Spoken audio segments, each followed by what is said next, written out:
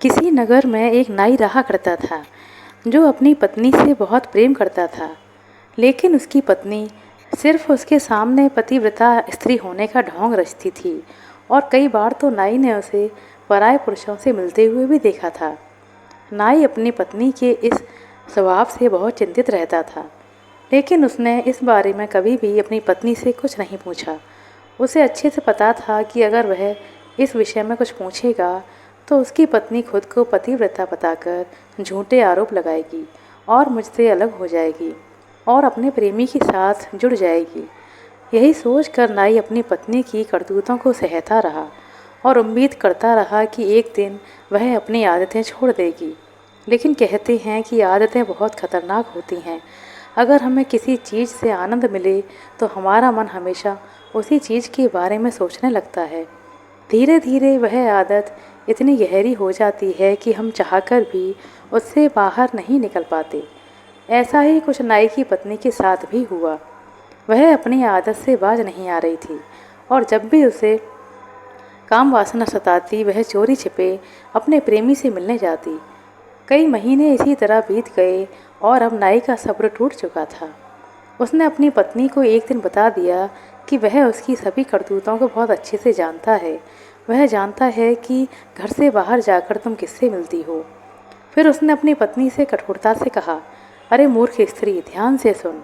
अगर आगे से तू मुझे बिना बताए अपने प्रेमी से मिलने गई तो मैं तुझे डंडों से मारूंगा और धक्के देकर घर से बाहर निकाल दूंगा। अपने पति की बातें सुनकर पत्नी रोने लगी और बोली, हे स्वामी, मैं आपको विश्वास दिलाती हूँ कि मैं आगे से कभी भी ऐसा कुछ नहीं करूँगी जिससे आपको कष्ट पहुँचे। फिर नाई घर से चला गया और धीरे धीरे दिन बीतने लगे। कहते हैं कि बंदर छलांग लगाना कभी नहीं भूलता, वैसे ही कोई भी व्यक्ति आनंद की आदत को इतनी आसानी से नहीं छोड़ पाता। एक दिन की बात है, वह नाई लोगों के बाल बनाने के लिए अपनी दुकान पर चला गया। उसके जाने के बाद उसकी पत्नी अच्छे से सजने संवरने लगी और सजकर अपने प्रेमी से मिलने के लिए घर से बाहर निकल गई। तभी उस नाई को याद आया कि वह लोगों के बाल काटने का सामान तो घर पर ही भूल आया है, तो वह फिर से अपने घर की तरफ जाने लगता है। तभी अचानक से रास्ते में उसे उसकी पत्नी दिखाई देती है जो बहुत अच्छे से तैयार होकर कहीं जा रही थी। वह अपनी पत्नी से पूछने के लिए उसकी तरफ जा रहा था। जब पत्नी ने अपने सामने अपने पति को देखा, बहुत घबरा गई और अपने मन में सोचने लगी कि यह अगर मुझसे कुछ पूछेंगे तो मैं इसका क्या जवाब दूंगी। इतना सोचकर वह तेज़ी से घर की तरफ जाने लगी। फिर उसका पति भी उसके पीछे पीछे घर जा पहुंचा। तब उसने देखा कि उसकी पत्नी तो घर में सफाई कर रही है और उसने वस्त्र भी घर वाले ही पहने हैं। यह सब देखकर उस नाई को कुछ भी समझ में नहीं आ रहा था कि उसने रास्ते में किसे देखा था, लेकिन उसे यह अच्छी तरह पता था कि उसने रास्ते में अपनी पत्नी को ही देखा था। वह अपनी पत्नी की चाल समझ गया कि उसकी पत्नी अपने प्रेमी से मिलने के लिए जा रही थी, किंतु उस दिन उसने अपनी पत्नी से इस बारे में कुछ नहीं पूछा। फिर एक दिन नाई के घर के सामने से एक साधु गुजर रहा था। साधु ने दरवाज़ा बजाया तो थोड़ी देर के बाद नाई ने दरवाज़ा खोला और देखा कि एक तपस्वी साधु उसके सामने खड़े हैं, जिनके ललाट से तेज प्रकाश निकल रहा था। नाई ने साधु को घर के अंदर बुलाया और उनका विधिपूर्वक स्वागत किया। साधु ने कहा, पुत्र, तुम बहुत ही दयालु हो। मैंने तुमसे ज़्यादा दयालु व्यक्ति पहले कभी नहीं देखा। मेरा निवेदन है कि क्या मैं कुछ दिनों के लिए तुम्हारे घर पर ठहर सकता हूँ? इसके बाद मैं चला जाऊँगा। नाई ने साधु की बात सुनकर कहा, मुनिवर, यह तो आपका बड़प्पन है। आप जितने दिन चाहें मेरे घर रह सकते हैं, आपको कोई तकलीफ़ नहीं होगी।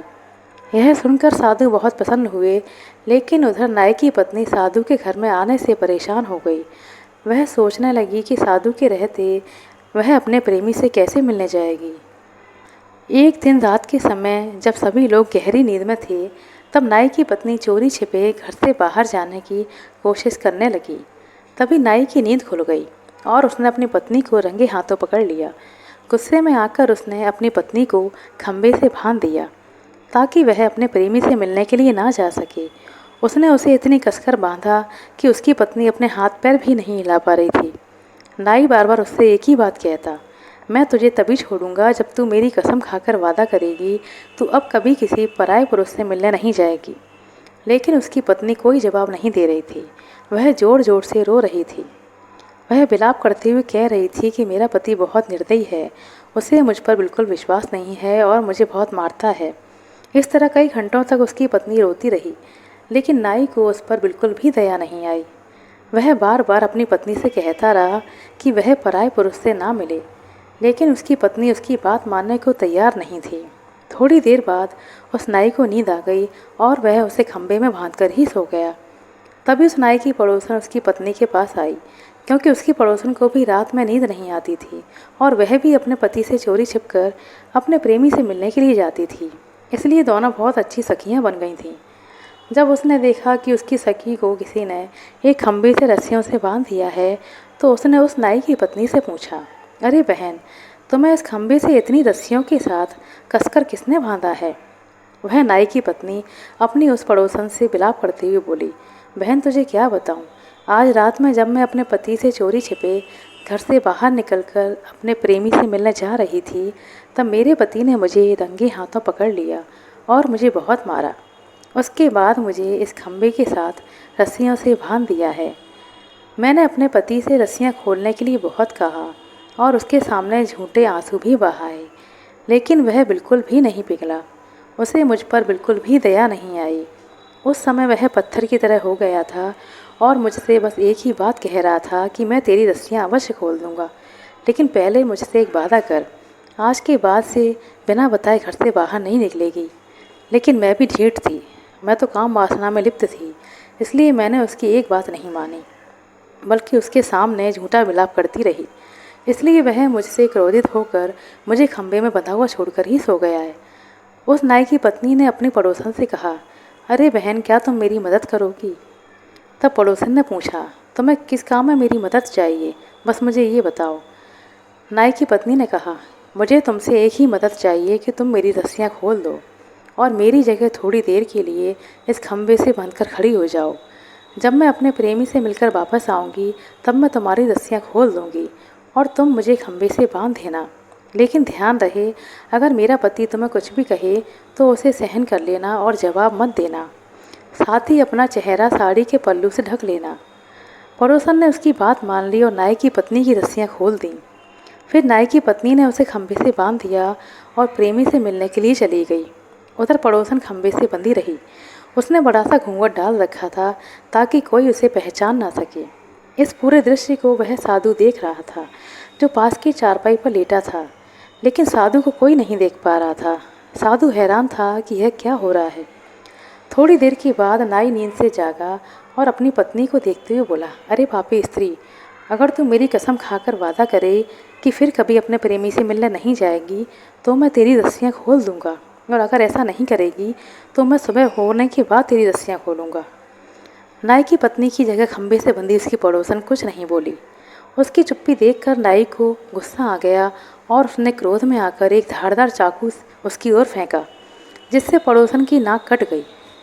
लेकिन उसने नाई से एक शब्द भी नहीं कहा, क्योंकि नाई की पत्नी ने कहा था कि वह कुछ ना बोले। उसके बाद नाई दोबारा सो गया। जब नाई की पत्नी अपने प्रेमी से मिलकर वापस आई तो उसने देखा उसकी पड़ोसन की नाक कटी हुई थी। वह चिंतित होकर पूछने लगी, बहन, तुम्हारी नाक को किसने काटा? पड़ोसन ने कहा कि तुम्हारे पति ने गुस्से में उठाकर चाकू से मेरी नाक काट दी है। जब तेरा पति नींद से उठा तो उसने मुझसे फिर कहा कि अगर मैं वादा करूं कि अपने प्रेमी से मिलने नहीं जाऊंगी तो वह मुझे छोड़ देगा, लेकिन मैंने कुछ नहीं कहा क्योंकि तुमने कहा था।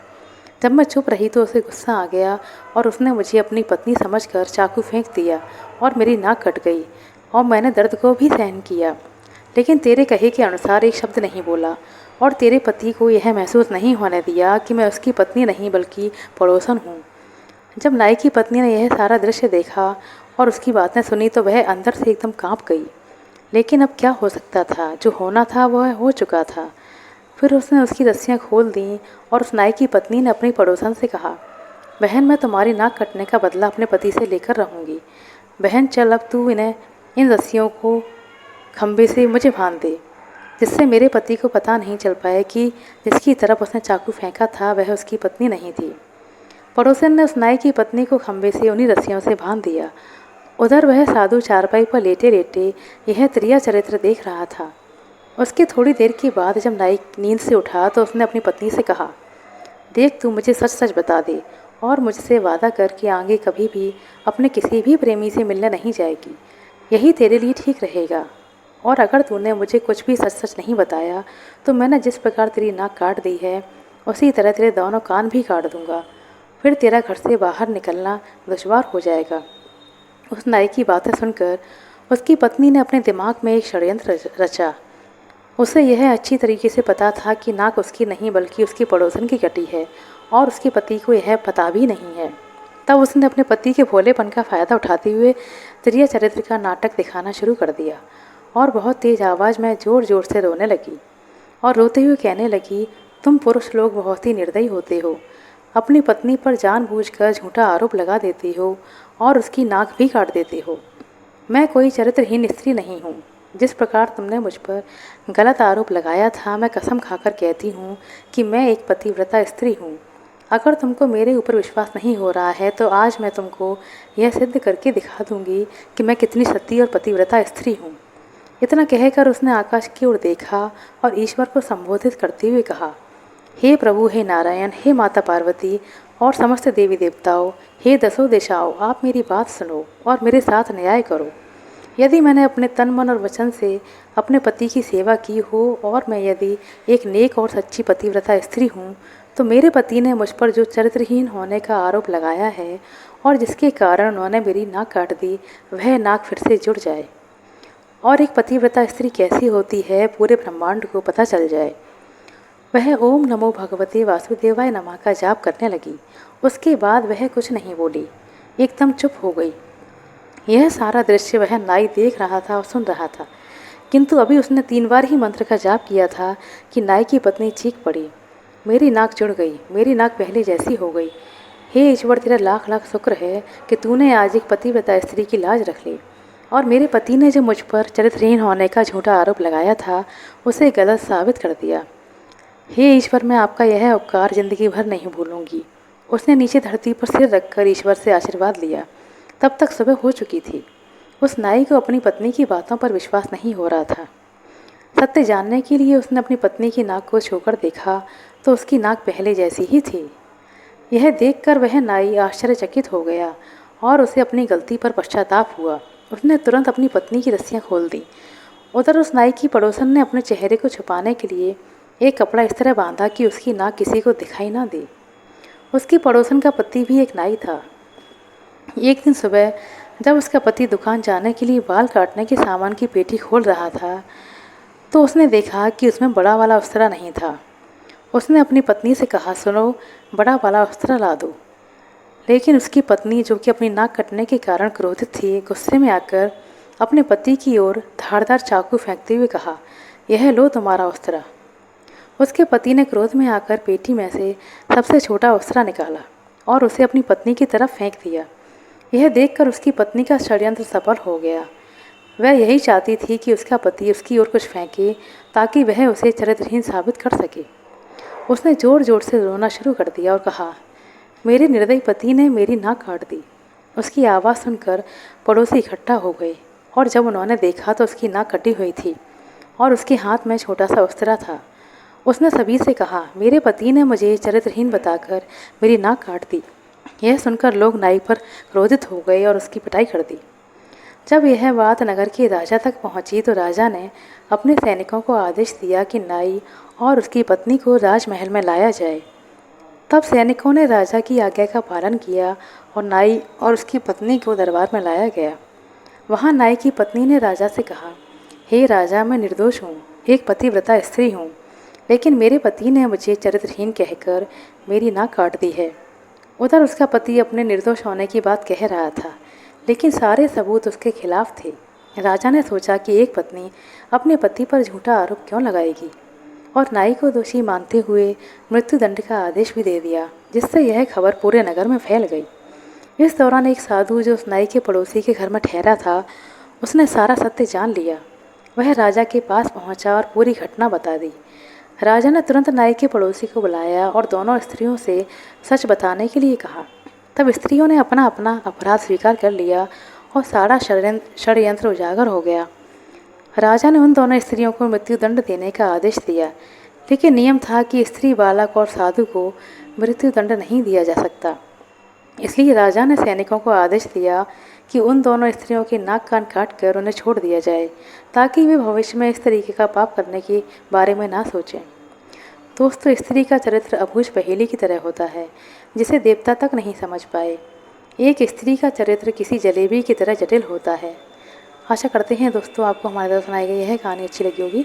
कहानी पसंद आई हो तो कृपया लाइक कर दें, शेयर कर दें। चैनल पर नए हैं तो सब्सक्राइब कर लें। अपना कीमती समय देने के लिए बहुत बहुत धन्यवाद। मिलते हैं अगले वीडियो में, तब तक के लिए नमस्कार।